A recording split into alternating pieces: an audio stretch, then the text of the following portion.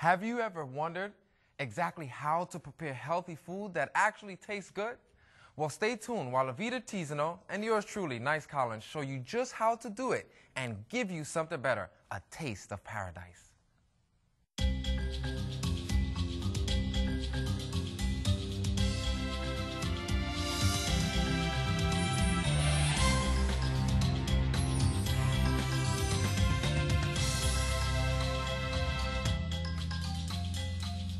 Welcome to A Taste of Paradise. My name is Avita Tizano, and today's recipes are coconut eggless salad and mock chicken salad. We are going to begin with this wonderful coconut. This is a young Thai coconut, and it's called a unmatured coconut. When you see the brown coconuts, they are matured, and this is a young one. If you see them in the tree, they have the green husk still on them. And when they transport them to the United States or wherever they send them, they take off the husk. So this is a young Thai coconut.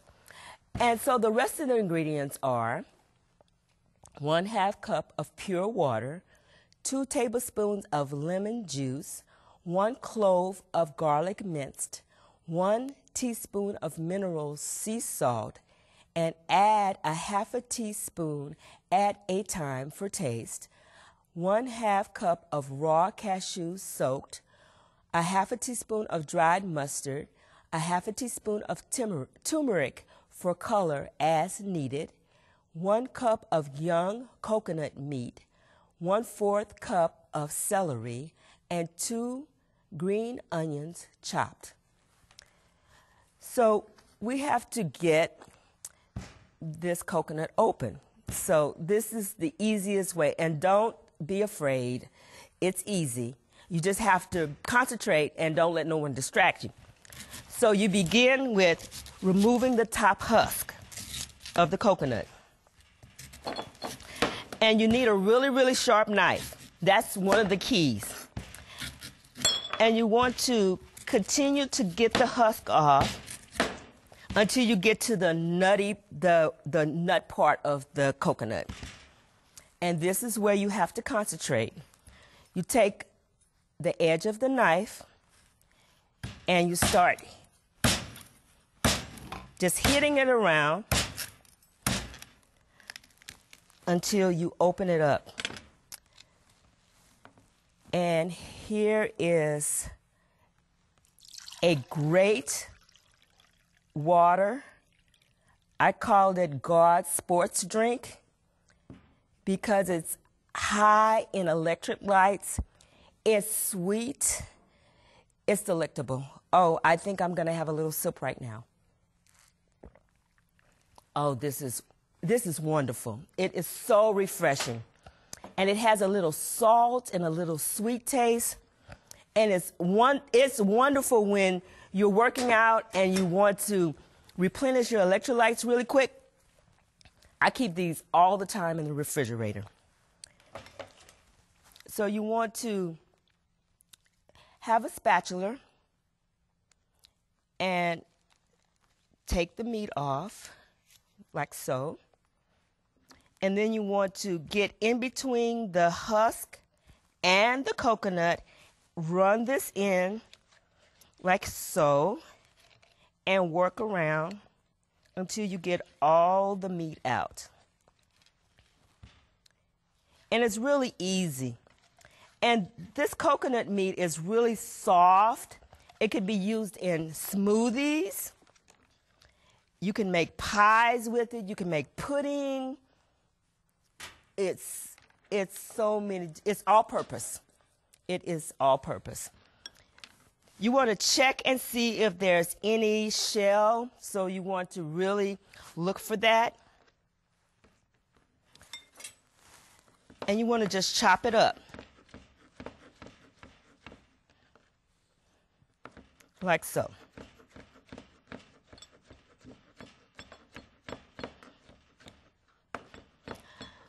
So We have some already chopped coconut meat, and you need a food processor. You want to place 1 cup of coconut meat into the food processor.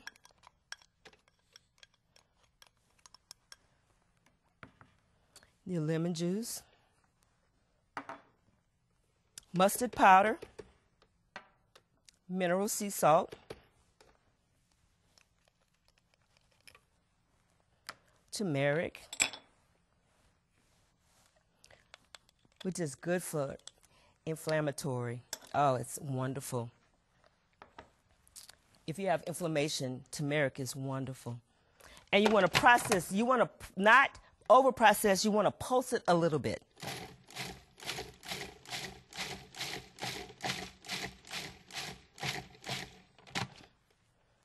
Then you want to make sure that all of it is incorporated. So you want to pulse it a little bit more.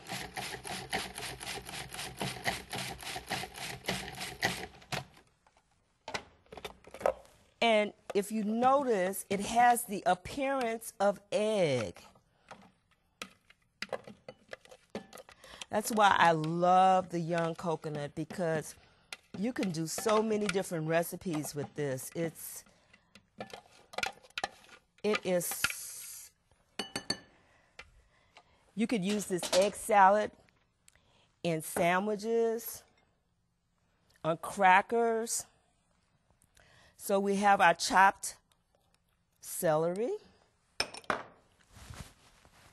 Oh, I forgot one thing. I forgot to put the cashews in. So let's put the cashews in.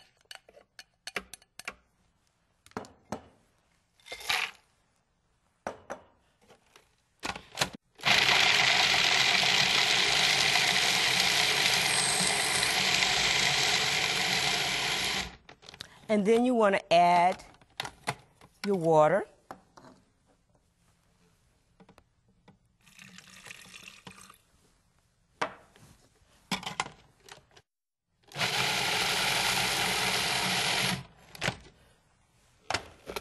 We want to place it into a bowl.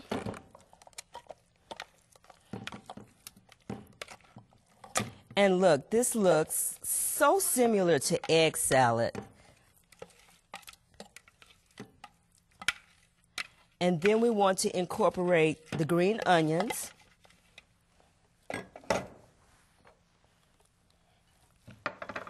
Mix it around. And then we want to plate it.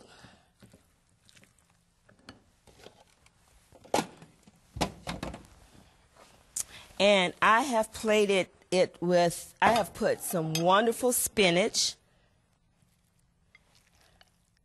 and some red peppers. And here we have it. Coconut eggless salad. And for the next recipe, for the mock chicken salad, you're going to need 1/2 cup of sunflower seeds, 2 cups of cashew soaked, 1 tablespoon of nutritional yeast flakes, 1 teaspoon of dried dill, 1/2 teaspoon of mineral sea salt, 1 tablespoon of lemon juice, 1/2 cup of English cucumber chopped, 2 tablespoons of chopped celery, 2 green onions cut in small pieces. This is a very simple recipe. Again, we have the soaked cashews, soaked sunflower seeds, and also again by soaking your nuts and seeds, this gives this recipe a creamy texture. I used to love chicken salad before I became a vegetarian, and this is a very close recipe. And you want to process till it has the appearance of chopped chicken. That's what it kind of looks like to me. So you want to make sure that there's not a lot of chunks. So now we want to place it in our bowl.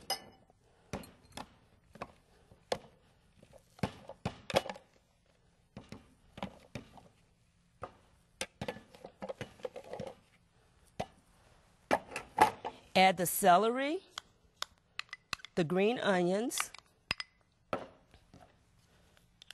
and the English cucumbers.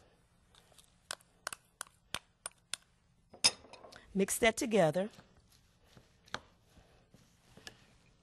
You want to make sure that all the ingredients are thoroughly mixed.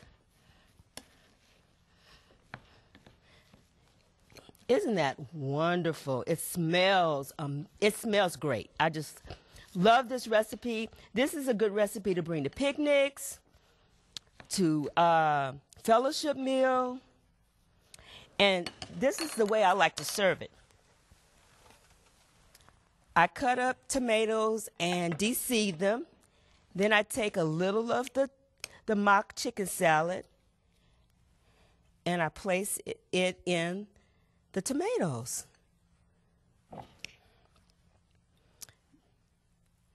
This is such an easy dish.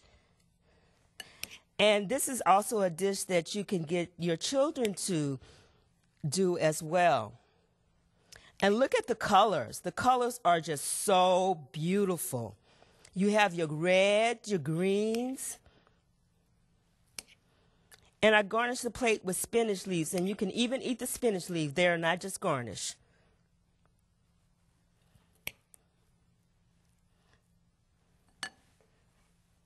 So here we have it, the mock chicken salad. And remember, live life fresh.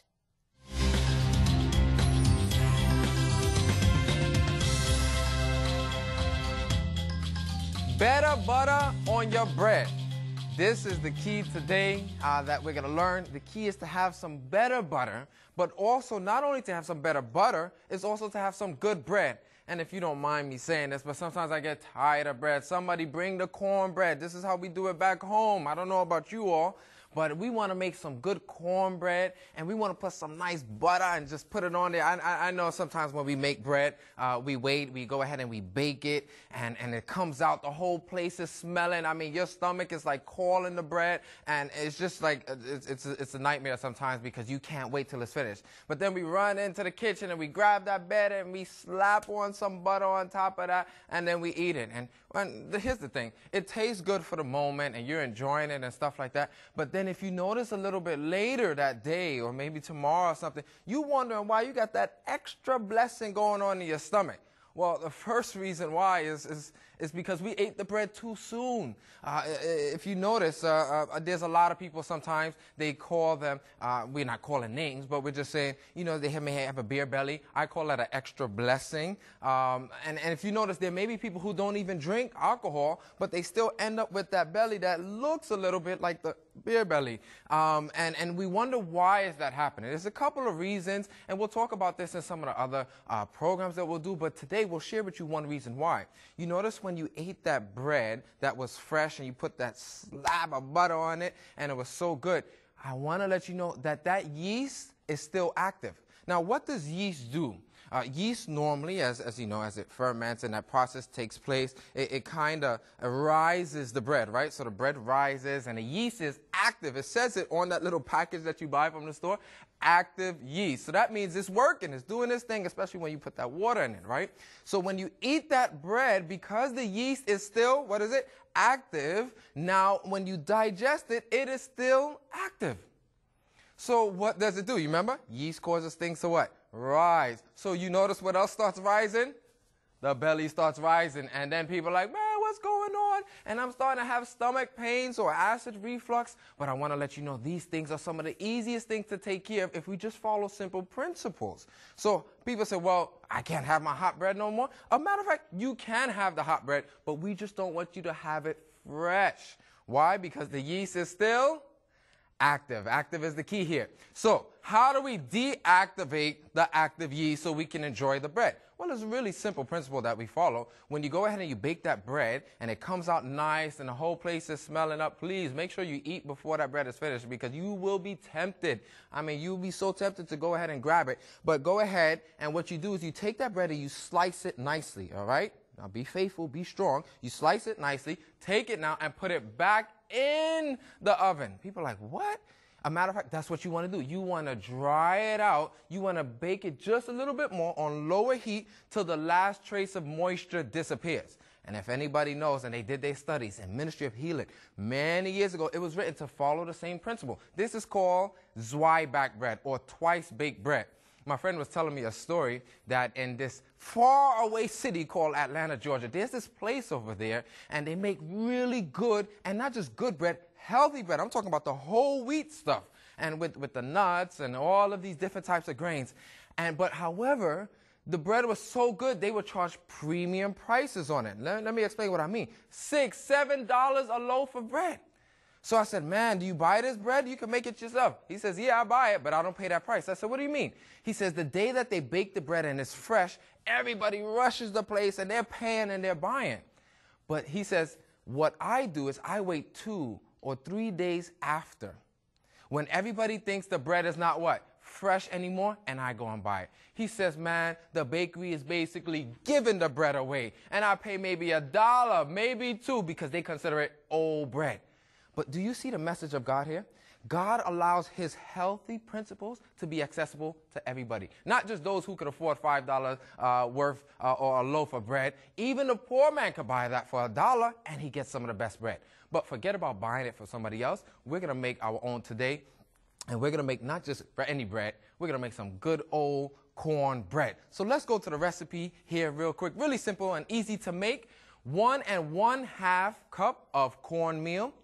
1/2 cup of whole wheat or unbleached flour, 1/2 cup of cane sugar, 3/4 or a teaspoon of sea salt, 1 cup of water, 2 tablespoons of coconut milk, and 1/2 cup of oil.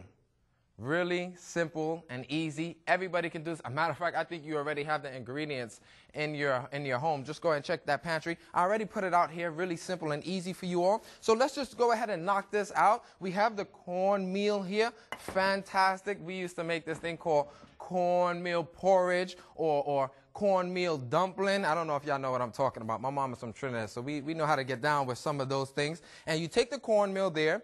Then you take what? You take your whole wheat flour, you mix that in there, really simple and easy, or a flour of your choice. If you want to use spelt, go ahead, try that. Hey, try something new. Then you're going to take that the cane sugar here. Now, this is just not regular sugar. This is not brown sugar. A lot of times we use sugar, and it's not really, they say, oh, brown sugar is good for you. Well, do you know what really brown sugar is? It's basically white sugar with a little bit of molasses extract or just molasses, and that's what brown sugar is. So make sure you get the cane sugar, the crystals, whatever you can find is good enough. So you mix that there. Then you take your salt, as we see here, the sea salt. Make sure that mixes properly too, because one day you'll be eating your cornbread and you get a salty bite if you don't do it properly. So you mix that all there together, and then the rest is a piece of cake. We have the what? The oil. We'll pour the oil in. Preferably, you can use the light tasting olive oil. Some people use different types, canola, but your choice. I like to stick with olive oil. That's what the Bible talks about. I'm just going to keep it simple. I'm going to pour in the water as well. It's about how much? About a cup. Okay. So I'm going to pour that there. Let me mix it a little bit. You just get it going. This is a cool little item that you can have the kids involved in as well. And this is actually a healthy one. And one of the last ingredients is your coconut milk, 2 tablespoons of coconut milk. Now, a lot of people are also thinking, they say, wait a second. All right, I noticed you didn't add another ingredient into this mixture. And I said, what did I not add? They said, you didn't add the baking powder or the baking soda or something of that nature. Now, watch this. cornbread doesn't really use yeast, right? So it needs something to kind of cause it to rise. So what many people use is what? Baking powder or baking soda. Now, I want to encourage people to start reading and start studying, because this may be something that will cause a problem, and we don't want to do that. Why? This baking soda, baking powder, aka sodium bicarbonate, when it hits the system, it causes actually what is known as inflammation. Inflammation. Now, I don't know, y'all don't want inflammation. What happens is, because it's a sodium bicarbonate, that base or whatever, your body has to digest food at a certain pH level, right? So when you add this baking soda, this baking powder, it adjusts that pH, inflammation takes place, and now the body cannot begin to digest it like it wants to. It has to get that pH back to where it needs to go, because, you know, it was changed by, let's say, the baking soda or baking powder. So one thing that we encourage our clients to do when cooking and making delicious food is hold off on maybe some of that baking soda or baking powder. Actually, when I go to the store, even the health food store, and I look at some of the ingredients, as soon as I see baking soda, baking powder, time out, I leave it alone. One lady said, "Oh man, nice, you don't know what you're talking about." I said, "Well, give it a try yourself." And she had what is known as acid reflux, and she had it for numerous years. So she went ahead and she held off on using baking soda, baking powder, and within a couple of weeks' time, her problem, by the grace of God, with other adjustments in her lifestyle, was gone. So I want to encourage you to give it a try. But we are not done yet in our recipe. So you take your nice little batter. I remember we used to make this. It was so good. You take your batter. Now I'm going to bring it over here. You just have an 8x8 dish, and really simple. People say, well, you need to grease the dish. I already put enough oil in this thing. It doesn't need any additional. And you stick that there, and you get that going. Let me just move this out of the way. You see here?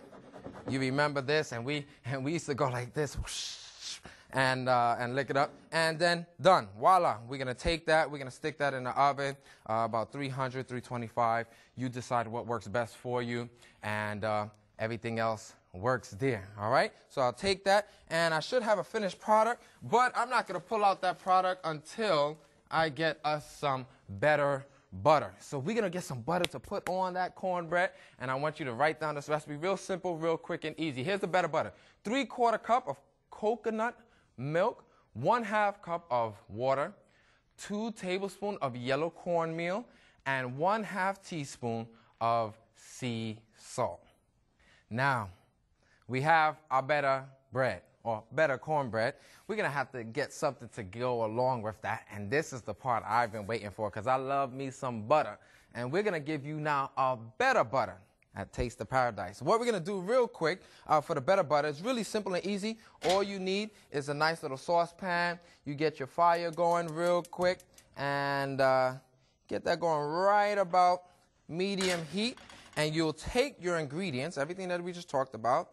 Coconut milk, love it, enjoy it. This is Taste of Paradise, so we are going to paradise. That's why we're going to use some coconut milk. A lot of people will be like, too much coconut milk, too much fat. But then they really don't look at how much other fat they've been using from the butters and all of these other items, such as the trans fatty fats and these things, these saturated fats that's just clogging up arteries and stuff of that nature. So what we're going to do is we're going to use coconut milk. Then we're going to take that cornmeal. We're going to spread the cornmeal. Remember we were talking about cornmeal porridge. You have to keep mixing it properly. I remember one time I was making cornmeal porridge. I didn't mix it properly. I got all these lumps and stuff in it. And so please mix properly. So we want better butter, not better bumps, all right? And so you just mix that. What you do is you mix it till it's nice and hot and it starts to get a little thick. And then we're going to put that in here. Here's the thing with the better butter that you can enjoy. Because it's so good for you, you can have a little extra, but the other ones that were causing problems is because of, like I said, the fats, the hydrogenation process that goes in and start clogging up arteries, and you're just wondering why you're so tired after you just had a piece of garlic bread. Matter of fact, when they look at garlic bread, a person who uses butter on bread, it shows that it may increase your cholesterol almost by just under 20%. So be careful when we're using that. But if you use some better butter, this one is going to actually help you to balance and lower your cholesterol. I remember I was sharing this information. One gentleman said, I want to balance my blessings, and I'm vegetarian. Why am I adding on extra blessings? So we started asking some questions. We said, well, Are you exercising? Are you eating right? Do you use any excess fats or oils? He says, yeah, I use butter on my bread, but it's the healthy butter. I said, is it better butter? He said, not quite. He says, man, when I have bread, he says, I go ahead and I put the butter on the bread. I said, wait a second, brother. How do you put butter on the bread? When I use butter, I put the butter like this. You know what I'm talking about, right?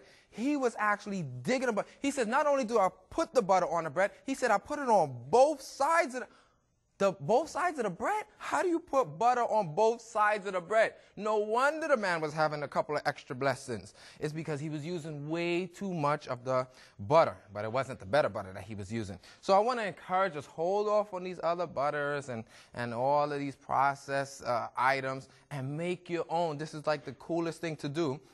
Because now you make your own, you don't have to question what process it went through, who made it, what ingredients, because you did it yourself. So as you see here, you simmer it for about 5 minutes. You see it's getting nice and thick. Oh man, this thing is amazing. This thing is actually dangerously good for you. You know why I say dangerously good for you? Because you will be addicted. And I just want you just to follow the recipe. Some people, they love it so much, they take the recipe and multiply it by 5.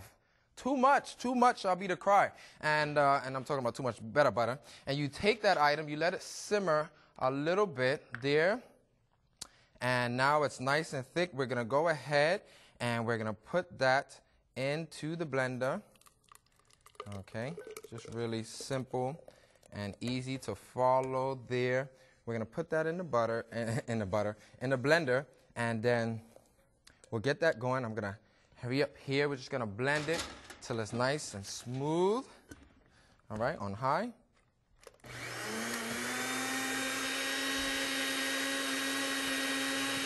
Look at this.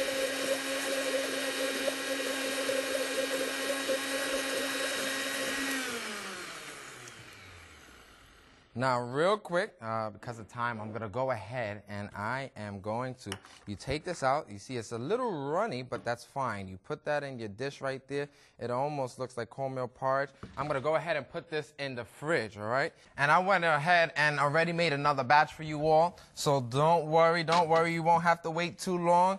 Now I have some better butter, better for you, better for me. And if you play around too much, oh, man. It's going to be better for nobody. So go ahead and enjoy that. Then I have my cornbread. As we see here, it went ahead and finished up. Now, because we didn't per se use any baking soda or baking powder, it's going to be a little rough. My friend called it, instead of cornbread, they called it corn rocks. It's going to be a little rough, but when you reheat it, it'll be just as when fresh and new. So go ahead and enjoy that. You take that better butter, as you see here, the consistency. Check it out real good. And you just put that on your cornbread, and you should be fine and enjoy that. I don't know about you, but I'm going to enjoy it myself. Go ahead. Enjoy your better butter with the better cornbread. Cheers.